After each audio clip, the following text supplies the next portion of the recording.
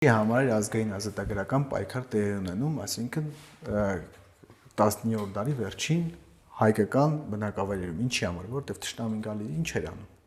Գալիս էր մեր ունեցվածքը, մեզանից գողանում էր, ճիշտ է։ Գալիս էր մեր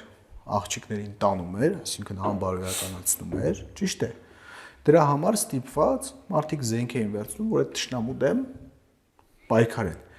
Բայց հիմա ինքնակամ են տալիս։ Մենք դա ինքնական տալիս ենք, չգիտակցելով, այսինքն այդ կանանց շրջանում մեր աղջիկների երիտասարդ տղաների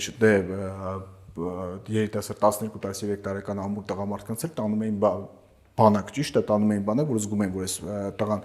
կարող է լավ մկանոտ լինել, ասենք ֆիզիկապես ուժեղ լինել, տանում են իրենց բանակ, սարքում էին յենիչեր չէին սարքում, ելնում էր դու փոխում էին կրոնափոխ էին անում 13-14 տարեկան տղան չէր հասկանում ինչ արելու, այսինքն ֆիզիկական տվյալներով տարբերվող երեխաներին տանում էին։ Հիմա այս նույն երեխաների, տղա երեխաների եւ աղջիկների շրջանում այս քարոզվող մշակույթը